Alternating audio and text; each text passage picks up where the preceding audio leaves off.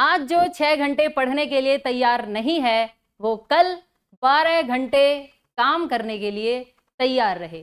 समझे कुछ? Welcome to subscribers of target 100 mathematics. हाँ जी, 12th क्लास नोटबुक और पेन ले आइए। Section D long answer type questions हम करेंगे। क्वेश्चन नंबर 18 एंड 19 5 मार्क्स के हैं। मैट्रिक्स मेथड का ये क्वेश्चन है। इन इक्वेशंस को सोल्व करके हमें एक्स वाई जेड की वैल्यू लानी है। बड़ा ही सिंपल सा क्वेश्चन है। 110% ये क्वेश्चन फाइनल एग्जाम में भी आता है। बहुत ध्यान से आपको इन क्वेश्चंस को करना है। देखिए 2x + y + z = 1, x - 2y - z = 3/2। यहाँ आपको एलसीएम लेना पड़ेगा। जैसे ही आप एलसीएम लेंगे या इस 2 की मल्टीप्लाई इन सभी से कर दीजिए। 2x - 4y - 2z = 3। ये है फर्स्ट इक्वेशन और सेकंड इक्वेशन ये। ओके, और यहां पर x की वैल्यू नहीं है तो उसे आप क्या मान लेंगे? हम उसे मान लेंगे 0 × x + 3y - 5z = 9 और ये बनेगी third equation. Okay, matrix method में क्या होता है? 3 इक्वेशंस गिवन है, वहां से आपको 3 मैट्रिसेस बनानी है, ए, बी और एक्स। ए मैट्रिक्स से आप कोफैक्टर्स कैलकुलेट करेंगे, वहां से आपके पास एडजॉइंट आएगा और फिर आपको ए इनवर्स कैलकुलेट करना है। ए इनवर्स की मल्टीप्लाई जब आप बी से करेंगे, बी मैट्रिक्स से, तो हमारे पास एक्स वाई जेड की वैल्यूज आ जाती हैं। देखिए कैसे मैट्रिक्स कैसे बनाई जाती है। ए मैट्रिक्स बनाने के लिए आपको एक्स वाई जेड के कोफिशिएंट लेने हैं 2 1 1। ओके, 2 1 1। यहां पर 2 - 4 और -2, 0 3 -5। कोफिशिएंट्स की जो मैट्रिक्स बनी उसका नाम लिख दिया गया A. X Y Z column matrix बनेगी, उसका नाम रखेंगे एक्स। और ये जो राइट साइड में कांस्टेंट हैं 1 3 और 9, इसका नाम रखा जाएगा बी। ओके, देखिए ऐसे ए, बी और एक्स। अब हम ए का डिटरमिनेंट कैलकुलेट करेंगे, कोफैक्टर्स कैलकुलेट करेंगे। सबसे पहले ए का डिटरमिनेंट कैसे कैलकुलेट होता है? 2 लिखा, ये रो और ये कॉलम हटाने के बाद जो ये 4 नंबर्स बच गए, यहां आपको डिटरमिनेंट कैलकुलेट करना है। 5 4 20, 3 2 6 माइनस का, लेकिन हमें भी माइनस करना है, इसीलिए डबल माइनस प्लस हो जाएगा। सेकेंड टर्म के साथ माइनस लगता है। ये कॉलम और ये रो हटाने के बाद सिर्फ माइनस का 10 बचेगा, क्योंकि सेकेंड टर्म क्या हो जाएगी? 0। नाउ +1, 3 2 6 ऐसे। Okay, 20 + 6 26, 26 2 52, minus minus +10 + 6 68 not equal to 0। यानी इस मैट्रिक्स का इनवर्स एग्जिस्ट करेगा और इसके लिए अब हम कोफैक्टर्स कैलकुलेट करेंगे। कोफैक्टर्स कैसे कैलकुलेट होते हैं? मैंने आपको एक ट्रिक बता रखी है। A11 A12 A21, A11 A12 A13 A13, A21 A22 A23। Similarly A31 हम कैलकुलेट कर लेंगे, A31 A32 चलिए यहीं लिख देते हैं, और A33।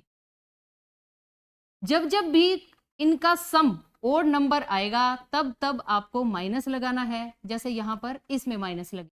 ओके, अब कोफैक्टर्स कैसे कैलकुलेट होंगे? A11 के लिए फर्स्ट कॉलम और फर्स्ट रो हटाने के बाद जो ये 4 नंबर्स बच गए, -4 -2 3 -5, इस डिटरमिनेंट को जब आप कैलकुलेट करेंगे तो पहला कोफैक्टर आ जाएगा और ये वही आएगा जो यहाँ फर्स्ट ब्रैकेट में लिखा होता है 26। सेकंड के लिए आपको इस 1 वाली रो और इस 1 वाला कॉलम हटाना है। 4 नंबर्स कौन से बचेंगे? 2 - 2 0 -5, 2 - 2 0 -5 ऐसे। अब यहां जब आप डिटरमिनेंट कैलकुलेट करेंगे तो ये कितना आएगा? -10, लेकिन पहले ही बाहर क्या है? माइनस, तो ये क्या बन जाएगा? प्लस 10। तो यहां आपको ध्यान रखना है कि अगर आप डायरेक्ट यहां से वैल्यू पुट कर रहे हैं तो साइन चेंज कर दें। सिमिलरली A13 की क्या वैल्यू आ जाएगी 6। अब A21 भी आपको ऐसे ही कैलकुलेट करना है। कोरस्पॉन्डिंग रो और कोरस्पॉन्डिंग कॉलम को हटाने के बाद आपको डिटरमिनेंट कैलकुलेट करना है, वही कोफैक्टर की वैल्यू होती है।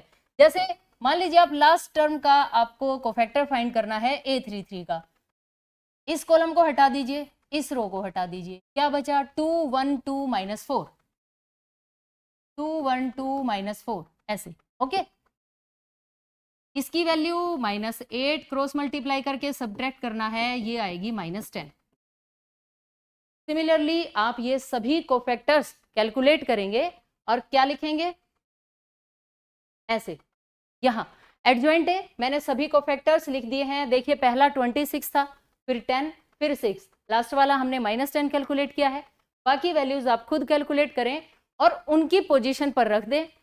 जब उसका ट्रांसपोज किया जाएगा तब जो नई मैट्रिक्स बनेगी वो एडजॉइंट ए की बन जाएगी।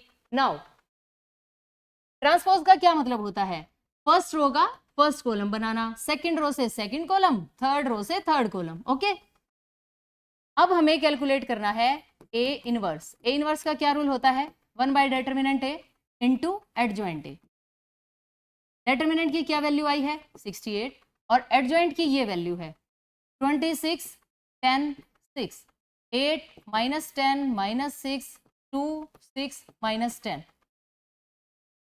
ओके, ये आ गया ए इनवर्स। अब ए इनवर्स की बी से मल्टीप्लाई करते ही एक्स वाई जेड की वैल्यूज आ जाएंगी। ये देखिए x is equal to A inverse B, ये एक्स वाई जेड, ये इनवर्स की वैल्यू और ये बी की वैल्यू।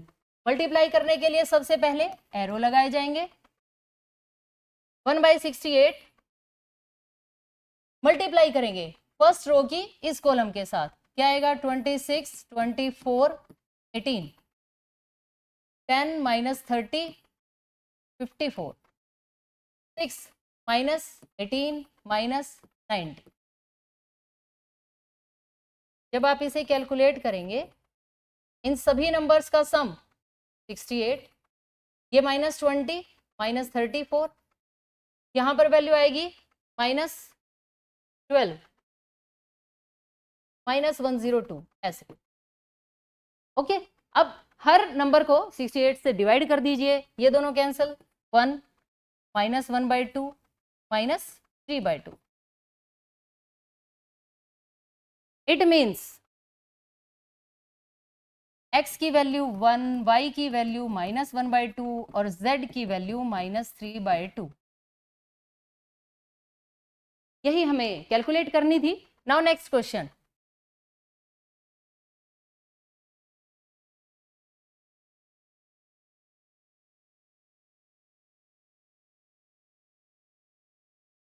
मैट्रिक्स का ही ये सेम क्वेश्चन है, लेकिन अब की बार आपको डायरेक्ट इक्वेशंस नहीं मिली, स्टेटमेंट दे दी गई the sum of 3 numbers is 6। हम अपनी तरफ से मान लेते हैं 3 नंबर्स कौन कौन से, x y z। Let 3 numbers are x y z। अब हमें इक्वेशंस भी खुद बनानी है और उनकी वैल्यूज भी हम फाइंड करेंगे। सम ऑफ 3 नंबर्स मतलब x + y + z is equal to 6। If we multiply third number by 3, third number कौन है ये, इसे 3 से मल्टीप्लाई करना है। एड सेकेंड नंबर, ऐड कर दीजिए सेकेंड नंबर, वी गेट 11 ऐसे। x के बारे में कुछ नहीं कहा तो आपको भी कुछ नहीं लिखना। By adding first and third, first and third, first and third, अभी तो आप इन्हें पास पास ही लिख दीजिए। By adding first and third number we get double of second number यानी 2y। Represent it algebraically and find the numbers using matrix method. Again same question है ये जो अभी आपने किया है, ये इक्वेशंस बन गई, यहां से आप मैट्रिसेस बनाएंगे। बताइए यहाँ पर x नहीं लिखा है तो क्या मानेंगे 0 × x। 2y को इधर ले आए तो ये इक्वेशन क्या लिखी जा सकती है, x - 2y + z is equal to 0। Okay, again आपको a, x और b मैट्रिसेस बनानी है, वो ऐसे बनेंगी, कैसे, इनके कोफिशिएंट्स लिखकर 1 1 1 0 1 3, और यहां से x की वैल्यू 1 है, y की -2 हो जाएगी और z की 1। ओके, ये देखिए, ये a, ये b और ये x। b कौन सी मैट्रिक्स होती है? कांस्टेंट वाली। यहां से हम a का डिटर्मिनेंट कैलकुलेट करेंगे। 1 लिखा, 1 + 6, फिर -1 लिखा, ये 0 -3, यानी सिर्फ -3 लिख सकते हैं, ये 0 और -1। 6 + 1 7, माइनस माइनस प्लस -1, ये आ गया 9, not equal to 0। Again cofactors find करेंगे। a11 की वैल्यू क्या होगी? 7, आप यहां से लिखिए डायरेक्ट। a12 की वैल्यू क्या होगी? इसका नेगेटिव, ऐसे, यानी 3। ओके, a13 की वैल्यू -1। a21 अगर आपको कैलकुलेट करना है, a21 का क्या मतलब है? इसका कोफैक्टर चाहिए। इस लाइन को गायब कर दीजिए, इसको गायब कर दीजिए। 1 1 -2 1, 1 1 -2 1, और इस डिटर्मिनेंट का क्या आंसर होगा? 1 + 2 यानी 3। लेकिन यहाँ क्या है? 2 1, तो आपको माइनस भी लगाना है, ऐसे। ओके, सिमिलरली आप ये सभी कोफैक्टर्स कैलकुलेट करेंगे और उसके बाद मैट्रिक्स में लिखेंगे, तो ये क्या बन जाएगा? 7 3 -1, ऐसे ही है, 7 3 -1, फिर -3 0 3, और ये इनका ट्रांसपोज यानी रोज के आप कॉलम बना देंगे। ये हमारे पास एडजॉइंट ए की वैल्यू आ गई। अब हमें क्या कैलकुलेट करना है? A inverse. क्या रूल होता है? 1/डिटर्मिनेंट ए इंटू एडजॉइंट ए। डिटर्मिनेंट ए की वैल्यू 9, एडजॉइंट ए की वैल्यू ये 7 3 -1 -3 0 3 2 -3 1। ओके, अब हम इस ए इनवर्स को b से मल्टीप्लाई करेंगे ताकि एक्स वाई जेड की वैल्यूज आ जाए। x = a इनवर्स b, और अब मल्टीप्लाई करने के लिए सिमिलरली जैसे आपने पहले वाले क्वेश्चन में किया था, इनकी मल्टीप्लाई, ऐसे आप एरो लगा लीजिए। 0 लिखने की कोई जरूरत नहीं होती, ये दोनों वैल्यूज फिनिश, और जब माइनस से करेंगे तो ये ऐसे।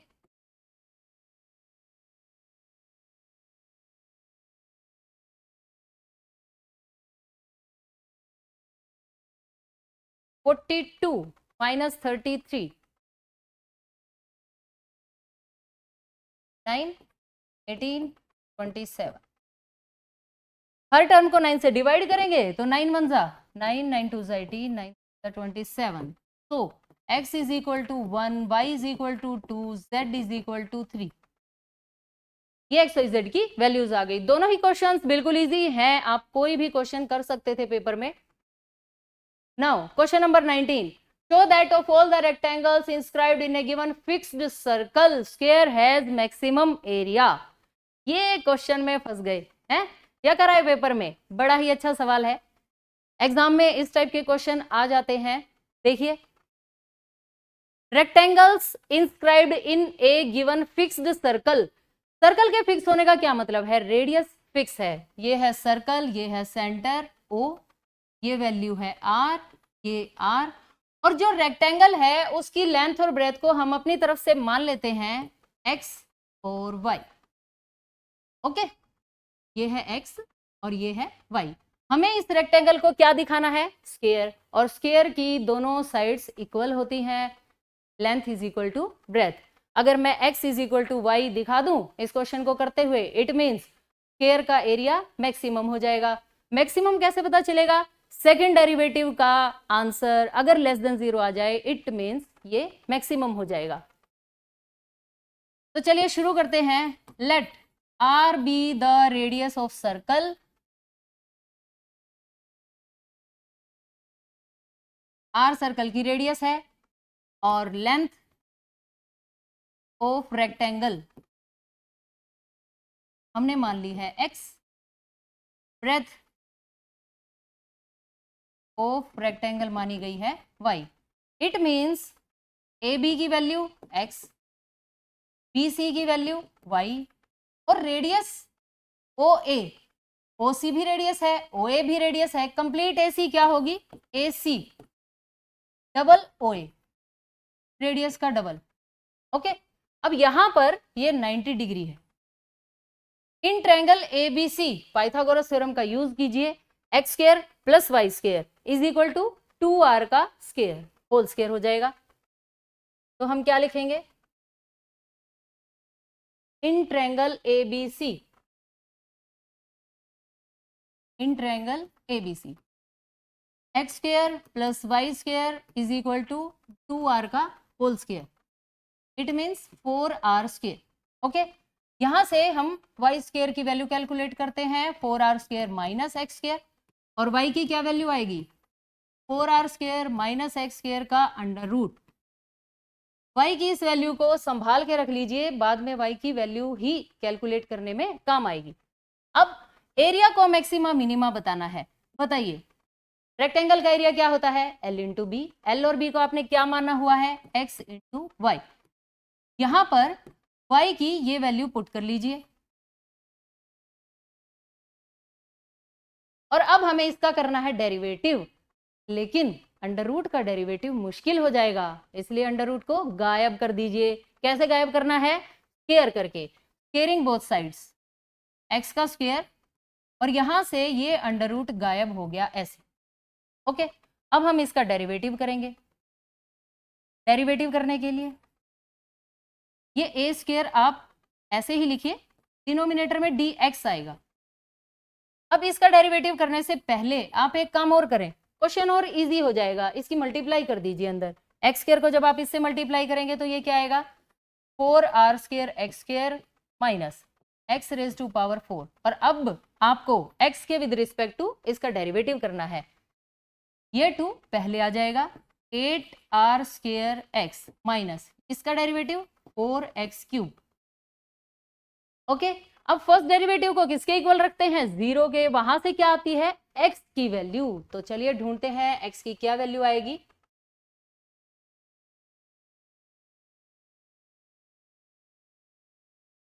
y की इस वैल्यू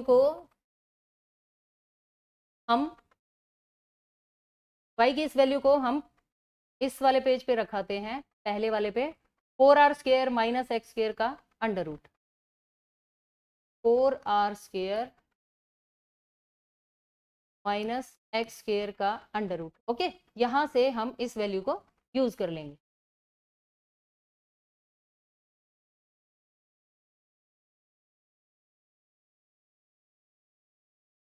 अब देखिए, ये फर्स्ट डेरिवेटिव है, put d square by d x is equal to 0।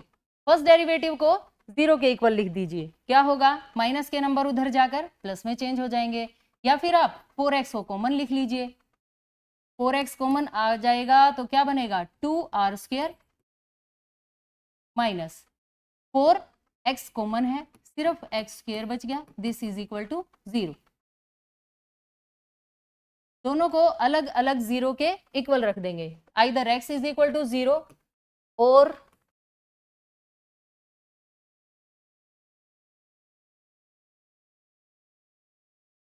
बस यहां हमें सिर्फ ये वाली वैल्यू चाहिए, फर्स्ट डेरिवेटिव,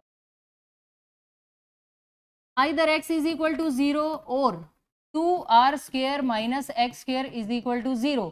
हाँ जी, ये वैल्यू इम्पॉसिबल, x कभी भी 0 नहीं हो सकता, ये तो काटा लग गया। यहां पर क्या कीजिए, एक्स स्क्वायर उधर चला गया, प्लस का हो गया, और ये स्क्वायर हटाने के लिए आप बोथ साइड्स के रूट करेंगे तो 2 पर अंडर रूट आ जाएगा, लेकिन r एज इट इज। ये आ गई हमारे पास x की वैल्यू। अब सेकंड डेरिवेटिव कैलकुलेट कीजिए, यहां से हम सेकंड डेरिवेटिव कैलकुलेट करते हैं, D square A square by D x square. X के विद रिस्पेक्ट टू डेरिवेटिव करना है, क्या आ जाएगा, सिर्फ 8r स्क्वायर, और यहां से 4 3 12 minus 12r square minus 4r square.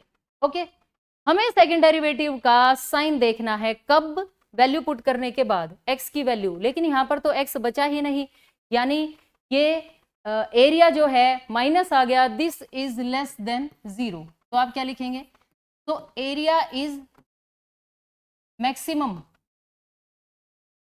Eight x is equal to √2r। भले ही आपने वैल्यू पुट नहीं की है लेकिन x की वैल्यू यही रहेगी। और अब आपको y की वैल्यू की जरूरत पड़ेगी। y की वैल्यू क्या थी? 4r² माइनस x² का अंडर रूट। इसमें आप वैल्यू पुट कीजिए x के प्लेस पर। 4r² माइनस इसका स्क्वायर कीजिए 2r²। 4 माइनस 2 2r² का अंडर रूट क्या बन जाएगा? √2r। ये किसकी वैल्यू आ गई? y की। √2r। x की वैल्यू भी क्या है? √2r। यानी L is equal to B। इसलिए एरिया मैक्सिमम हो जाएगा जब रेक्टेंगल नहीं होगी, वहां पर क्या होगा? Square. Okay,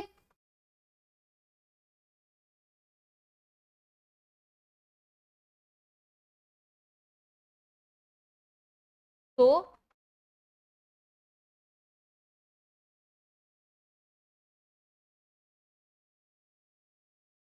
rectangle is a square. So rectangle is a square and area will be maximum when x is equal to √2r और y is equal to √2। Okay, और इसी के साथ ये क्वेश्चन फिनिश। नाउ इंटीग्रल का question है, बड़ा ही अच्छा सवाल है। थोड़ा सा पेशेंस के साथ आपको इस सवाल को करना है। इस इंटीग्रल को फाइंड करने के लिए आपको क्या करना है? न्यूमरेटर को लिखिए is equal to a into, ये टाइप आपको सबसे पहले पहचाननी है कि यहाँ पोलिनोमियल है और डिनोमिनेटर में अंडर रूट के अंदर क्वाड्रेटिक इक्वेशन है। तब सवाल कैसे होता है? Numerator is equal to a, denominator का डेरिवेटिव विदाउट अंडर रूट नहीं समझना, 2x प्लस 4 ऐसे और प्लस b। दो कांस्टेंट हम अपनी तरफ से ले आए हैं और अब इनकी वैल्यू फाइंड करने के लिए a की मल्टीप्लाई कर दीजिए 2ax 4a प्लस b। ये बिना x वाला और ये x वाला, इधर x वाला कौन है? 5। जब आप बोथ साइड्स कोफिशिएंट्स को कंपेयर करेंगे तो 2a की वैल्यू क्या आ गई? 5। 4a प्लस b की क्या वैल्यू आ गई? 3। ओके, यहां से a की वैल्यू 5/2 यहां पुट कर दीजिए।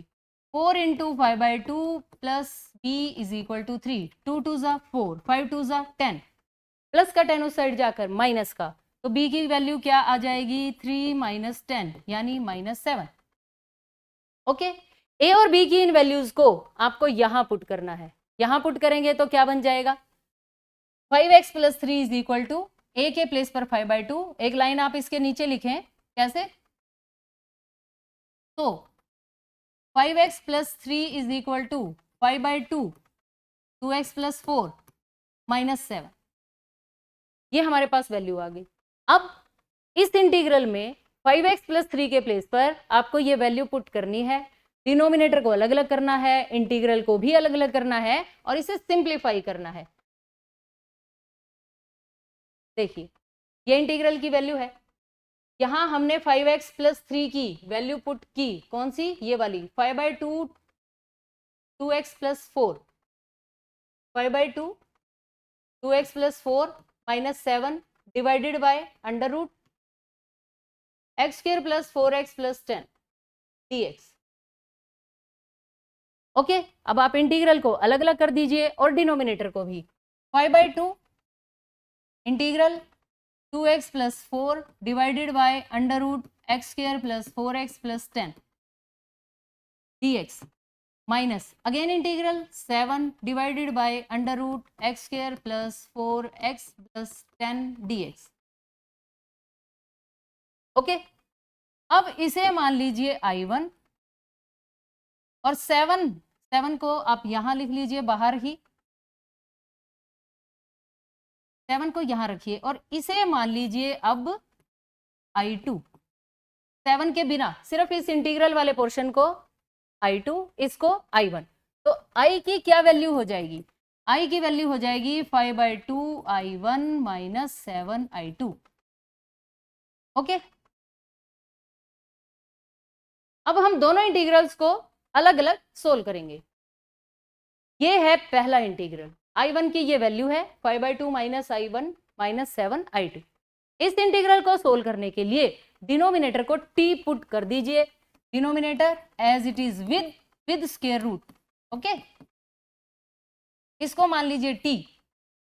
और फिर से स्क्वायर रूट वाले नंबर्स का डेरिवेटिव करना मुश्किल होता है, इसलिए हम स्क्वायर कर देते हैं और डेरिवेटिव को अंडर रूट को हटा देते हैं।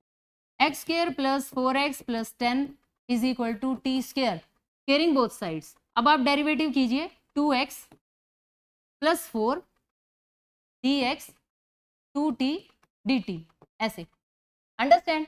अब इस न्यूमरेटर को देखिए ध्यान से और इस टर्म को देखिए, है ना दोनों बिल्कुल सेम। तो क्या करेंगे, इसकी वैल्यू हम यहां पुट कर देते हैं। अब इंटीग्रल क्या बन जाएगा, 2t dt, 2 बाहर t dt डिवाइडेड बाय, इस डिनोमिनेटर को आपने क्या माना हुआ है, t माना हुआ है, तो t से t कैंसल, 1 बचा, 1 का इंटीग्रेशन क्या होगा t, यानी 2t प्लस c1, क्योंकि i1 इंटीग्रल है इसलिए यहां पर आप c1 लिखेंगे। अब t की वैल्यू बताइए, ये अंडर रूट वाली term 2 under root x square plus 4x plus 10 plus c1, ये आ गई हमारे पास फर्स्ट इंटीग्रल की वैल्यू। और अब हम कैलकुलेट करेंगे सेकंड इंटीग्रल। सेकंड इंटीग्रल ये है, यानी न्यूमरेटर में सिर्फ 1 है और डिनोमिनेटर में quadratic equation within square root. इसके लिए आपको क्या करना है, अंडर रूट हटाना है। अब यहाँ स्क्वायर करने से तो अंडर रूट हटेगा नहीं, तो फिर क्या करें, अंडर रूट के अंदर वाली टर्म को होल स्क्वायर बना लीजिए। अब होल स्क्वायर कैसे बनाते हैं, एक्स के कोफिशिएंट का हाफ करके उसका स्क्वायर ऐड और सब्ट्रैक्ट कर दीजिए, होल स्क्वायर अपने आप ही बन जाएगा। देखिए कैसे, integration 1 x square plus 4x plus 10, x का कोफिशिएंट क्या है 4, 4 का हाफ कीजिए 2, तो अब यहां लिखिए 2 का स्क्वायर प्लस में और 2 का स्क्वायर माइनस, और साथ में dx 1 ओवर अंडर रूट, ये वाली टर्म x वाली टर्म और ये प्लस 2 का होल स्क्वायर प्लस 2 का स्क्वायर, ये तीनों टर्म्स यहां आ जाएंगी। x प्लस 2 का होल स्क्वायर क्या होता है, फर्स्ट टर्म का स्क्वायर प्लस सेकेंड टर्म का स्क्वायर प्लस 2ab, ये दोनों टर्म्स बच गई। 2 का स्क्वायर 4, 10 माइनस 4 6, तो उसे आप कैसे लिखेंगे, ऐसे, ये स्क्वायर वाली टर्म ये 6, तो आप क्या कीजिए अंडर रूट लगाकर और ऐसे स्क्वायर लिख दीजिए, लिख सकते हैं, ताकि हम यहाँ फॉर्मूला लगा सकें। फॉर्मूला कौन सा अप्लाई होगा, यहाँ रूल अप्लाई होगा integration dx over X square plus A square का अंडर रूट। क्या फॉर्मूला होता है इसका, logarithm x plus X square plus A square modulus plus C, okay, ये फॉर्मूला हमें यहाँ अप्लाई करना है। और x के प्लेस पर कौन है, x प्लस 2, कोई बात नहीं, हम रूल अप्लाई कर देते हैं, लॉगरिथम x प्लस 2 प्लस, ये स्टेटमेंट होती है जो भी यहाँ स्टेटमेंट लिखी हुई, चाहे तो आप इसे ये वाली स्टेटमेंट लिख दीजिए या आप ये भी लिख सकते हैं, क्योंकि जब आप इसे सिंप्लीफाई करेंगे यही टर्म तो आएगी, तो आप जैसे चाहें वैसे लिख सकते हैं, x square plus 4x plus 10, मैंने इसे स्टेटमेंट से ही लिख दिया और साथ में C2, ओके, ये हमारा आ गया I2। First question finish. I1 और I2 के इंटीग्रल कैलकुलेट हो चुके हैं, आप इन्हें पुट कर दीजिए यहां पर, इसे बना दीजिए फर्स्ट इक्वेशन और पुट इन 1, I1 और I2 की वैल्यू रखेंगे, आंसर आ जाएगा। तो लास्ट में आपको क्या लिखना है, लास्ट में हमें लिखना है, तो I is equal to 5/2 I1, जो फर्स्ट इंटीग्रल का आंसर आया था, ये 2 के साथ अंडर रूट में टर्म है, 2 के साथ अंडर रूट वाली ये सारी टर्म लिखनी है आपको, 4x प्लस 10, अभी C1 नहीं लिखना। अब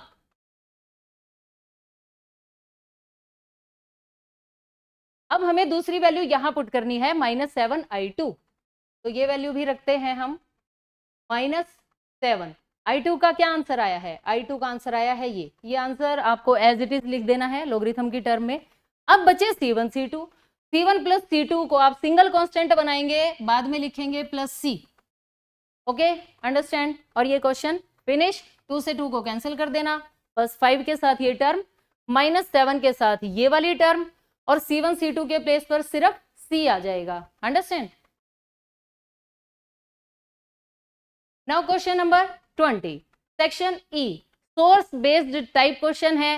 हाफ ईयरली एग्जाम में तो ये आपको सिर्फ एक ही क्वेश्चन मिला है, फाइनल एग्जाम में आपके पास ऐसे ऐसे 3 क्वेश्चंस आने वाले हैं, तो इसलिए ध्यान से सुने, सीखें और समझें। Read the following passage and answer the questions given below. The relation between the height of the plant y in centimeter with respect to its exposure to the sunlight is governed by the following equation। ये equation काम की है, और x क्या है? Number of days exposed to the sunlight for x less than equal to 3। y किसे represent करता है? हाइट को। अब हम क्वेश्चंस देखते हैं। Question number 1, find the rate of growth of the plant with respect to the number of days exposed to the sunlight. y किसे represent कर रहा है? हाइट को। और हमें क्या बताना है? Rate of growth of plant. तो आप क्या करेंगे? dy बाई dx कैलकुलेट करेंगे। 4x का derivative 4 -1/2 as it is, x square का डेरिवेटिव 2x, 2 से 2 कैंसिल हो जाएगा, 4 - x। ओके, ये आ गई dy बाई dx की value. Now second part, does the rate of growth of the plant increase और decrease in the first 3 days. पहले 3 दिन में rate of growth of plant increase हुई या डिक्रीज हुई?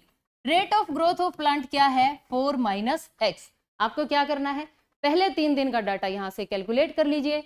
उसके लिए x को पुट कर दीजिए 1, dy बाई dx क्या आ जाएगा? 4 - 1 यानी 3। x को पुट कीजिए 2, dy by dx is equal to 4 - 2 यानी 2, और x इज इक्वल टू 3 रखने से dy बाई dx की वैल्यू आ गई 4 - 3 इज इक्वल टू 1। हाँ जी बताइए, ये वैल्यू इंक्रीज हो रही है या डिक्रीज हो रही है? ये वैल्यू डिक्रीज हो रही है। तो आप इसका आंसर क्या लिखेंगे? Rate of growth of the plant decrease in the first 3 days.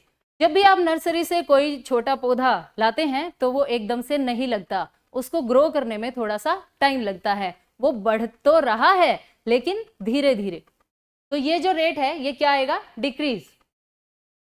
Now third part, what will be the height of the plant after 2 days. 2 दिन के बाद प्लांट की क्या हाइट होगी? स्टेटमेंट में क्या लिखा था? y is equal to 4x - 1/2 x square, 4x - 1/2 x square. यहाँ y क्या थी? हाइट। अब आपको 2 दिन के बाद की हाइट चाहिए, तो आप क्या करेंगे? Put x is equal to 2, y is equal to 4 × 2 - 1/2 × 2 का स्क्वायर, 4 2 = 8, 1 2 कैंसिल हो जाएगा, कितना बचेगा? 2। y की वैल्यू 6। तो 2 डेज के बाद प्लांट की हाइट कितनी होगी? 6। देखें कुछ यूनिट लिखी है उन्होंने, सेंटीमीटर। तो height of plant is equal to 6 centimetre. Okay, और इसी के साथ ये पूरा क्वेश्चन पेपर आपने कर लिया है। सेकंड वीडियो में आपने सिर्फ बड़े बड़े क्वेश्चंस किए हैं। Thanks for watching.